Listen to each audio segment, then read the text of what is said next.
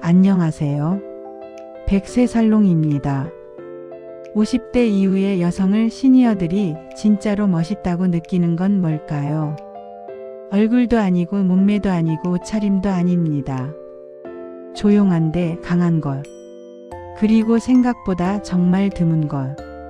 바로 침착함이 묻어나는 자신감이에요. 나는 내 인생을 살았고 배울 만큼 배웠고 이제 더 이상 누구 흉내 내지 않는다. 이 마음이 느껴지는 사람들. 50대 이후에도 매력과 존중을 동시에 끄는 건 이런 분위기입니다. 많은 분들이 중년 이후의 매력은 외모가 얼마나 남아있냐, 운 좋게 케미가 맞느냐, 이런 쪽으로만 생각해요. 그러면 마음에 두 가지가 생기죠. 불안과 의심. 나 이제 안 보이나? 나도 젊어 보이려고 막 따라가야 하나? 이 걱정이 마음을 갉아먹습니다. 대화도 어색해지고 만남 자리도 괜히 긴장되고 친구 사이도 사소한 말에 쉽게 상처받게 돼요. 그런데 진실은 훨씬 더 부드럽고 희망적입니다. 시니어들이 가장 많이 그리고 조용히 존경하는 건 정서적으로 곁에 있어주는 사람과 자기 몫을 해내는 사람이에요. 여기에 한 가지를 더 얹으면 완성됩니다.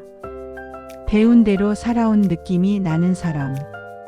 65세 이후의 남녀는 의식하든 못하든 점점 안정감과 의미를 찾게 됩니다.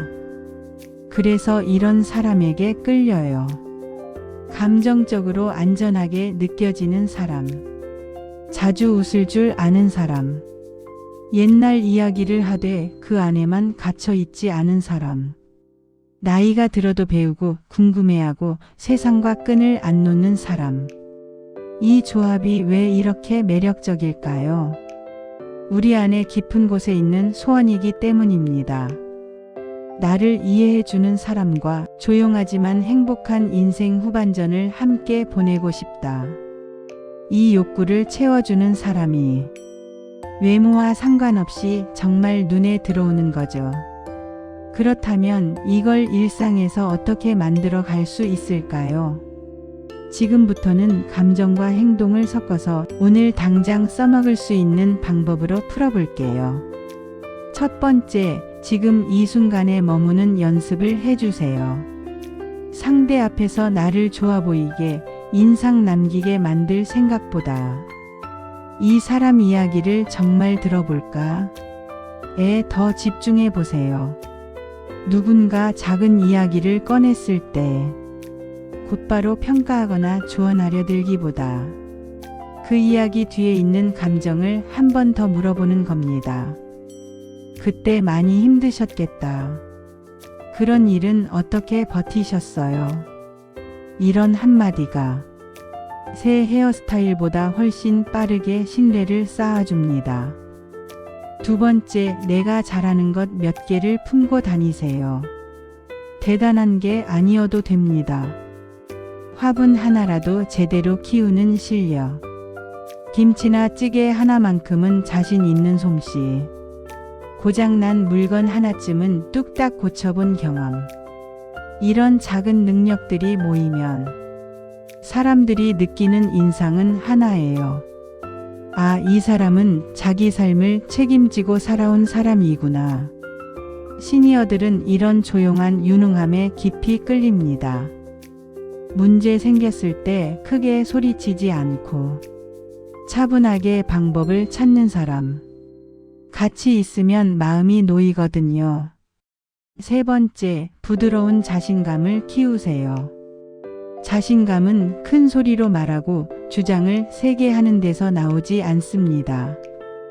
허리를 곧게 펴고 눈을 피하지 않고 마주보고 하고 싶은 말을 이건 내 생각일 뿐이야 라는 태도로 차분하게 말할 수 있을 때 그게 바로 50대 이후의 진짜 자신감입니다. 폭풍우 같은 사람보다 늘 비슷한 온도로 옆에 있어주는 사람이 훨씬 더 편하고 더 오래 함께하고 싶어져요.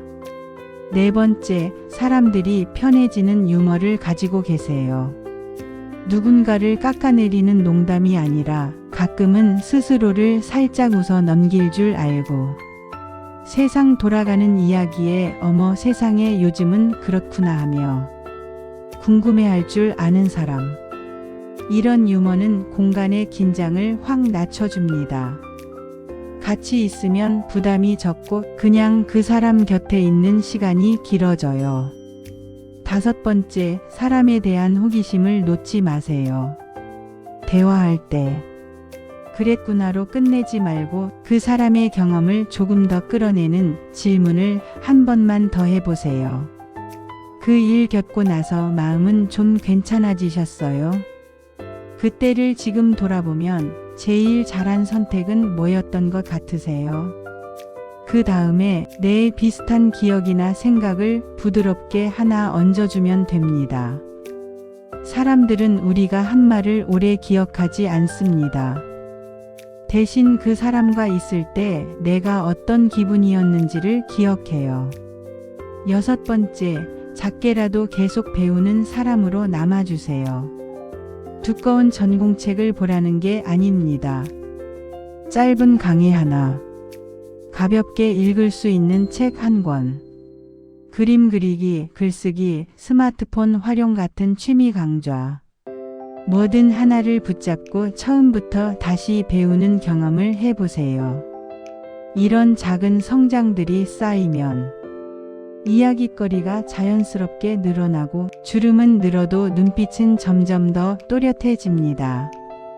아, 이분은 아직도 자라나는 중이구나. 이 느낌이 정말 강하게 와요. 사람들이 가장 존경하는 모습 중 하나입니다. 일곱 번째, 감정을 억누르지만 말고 적당히 나누세요. 하루에 딱 한 번만이라도 지나가는 말로 감정을 한 줄 꺼내보세요. 오늘은 괜히 마음이 싱숭생숭하네. 아까 그 말 들으니까 좀 고마웠어요. 이 정도면 충분합니다. 감정을 소리 지르듯 쏟아내는 게 아니라 차분하게 표현할 때 그건 상대에게 부담이 아니라 다리가 돼요. 마지막으로 경계를 다듬으세요. 시니어들이 정말 매력적으로 느끼는 사람은 자기 시간을 함부로 쓰지 않는 사람입니다. 너무 힘들면 오늘은 쉬고 싶어요. 라고 말할 줄 알고 무리한 부탁에는 웃으면서 그건 제가 좀 어려울 것 같아요. 라고 말할 줄 아는 사람. 이게 바로 자기 존중이고 그런 사람 옆에 있으면 오히려 더 편해요. 어디까지가 괜찮고 어디부터는 어려운지 선이 분명하니까요. 그리고 하루의 끝에는 작은 의식을 만들어 보세요. 따뜻한 차 한 잔, 짧은 감사 일기 한 줄, 가까운 친구에게 안부 전화 한 통. 이런 작은 습관들이 나는 내 삶을 소중히 여기고 있다는 신호가 됩니다. 이런 삶의 태도 자체가 50대 이후의 가장 큰 매력 포인트예요. 이런 것들을 하나둘씩 실천하다 보면 사람들 반응이 달라지는 걸 느끼실 거예요. 대화가 더 길어지고 사람들이 더 자주 찾아오고 모임에서 말할 기회도 자연스럽게 늘어나고 이건 마법이 아니라 심리에 더해 나답게 살 용기의 결과입니다. 이런 이야기가 마음에 와 닿으셨다면 구독 눌러주시고 강하게 하지만 품위 있게 나이 드는 법 계속 같이 나눠요. 그리고 댓글로도 남겨주세요. 오늘 나온 이야기 중에서 어떤 부분이 가장 의외였는지 또 지금 나에게 제일 필요한 부분은 무엇인지 한 줄씩만 적어주시면 100세살롱에서 그 부분을 조금 더 깊게 다루는 영상도 준비해 볼게요. 감사합니다.